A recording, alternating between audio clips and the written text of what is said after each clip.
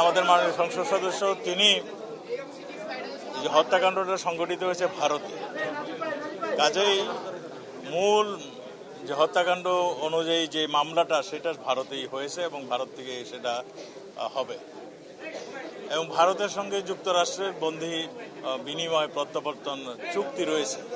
কাজেই এটা ভারত সরকারই তাদের কাছে আবেদন করবে, যেহেতু ঘটনাটা ঘটেছে তাদের দেশে। আমাদের দেশে হলে আমরা আবেদন করতাম, তখন মূল এই মামলাটা আমাদের থাকতো।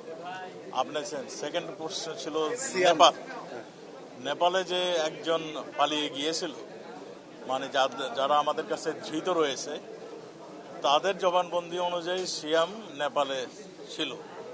আমাদের মাননীয় প্রধানমন্ত্রী সহ সবাই এটা উদ্বিগ্ন, আমরাও চাচ্ছি যে যেখানেই আছে তাদের ধরতে, কারণ একজন মাননীয় সংসদ সদস্যকে এইরকম নৃশংসভাবে হত্যা করবে আর আমরা বসে থাকবো, এটা তো হইতে পারে না। কাজে আমাদের সমস্ত ধরনের প্রচেষ্টা রয়েছে, যারা নাকি অপরাধী, যারা এই খুন করেছেন কিংবা খুনের সহযোগিতা করছেন তাদেরকে আইন অনুযায়ী তাদের বিচার করা, এবং নেপালে যিনি আছেন তাকে ফিরিয়ে আনার জন্য যত ধরনের ব্যবস্থা সেগুলো আমরা আমরা এখনো তদন্তটা চলছে।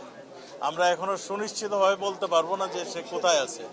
আমরা এখনো যেটাই আমরা শুনছি সেটাই অনুযায়ী আমরা অ্যাকশনে যাচ্ছি। মূল মামলা ও সেখান থেকে যেখানে হত্যাকাণ্ড সংঘটিত হয়েছে তারাই করবে, এবং তারা যদি পরামর্শ দেয় যে আমাদেরকে সম্পৃক্ত করে, তাহলে আমরা সেখানে যাই সম্পৃক্ত।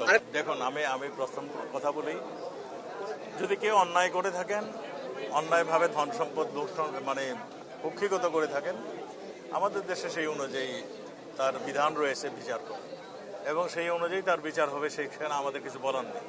তা আমরা সে কি দোষ করেছে কি না দোষ করেছে সেগুলো আমাদের কাছে এখনো কোনো তথ্য নাই। আমরা এগুলি তদন্ত করছেন, তদন্তর পরে এগুলি জানা যাবে তিনি দোষী না নির্দোষী, না কিংবা কত পরিমাণ অর্থ বানিয়েছেন, কর ফাঁকি দিয়েছেন কিংবা সম্পদ বানিয়ে তার তথ্য দেন নেই। এগুলো আমাদের যে ডিপার্টমেন্ট অনুসন্ধান করতেছে, অনুসন্ধানের আগে আমার মুখ দিয়ে বলা সঠিক।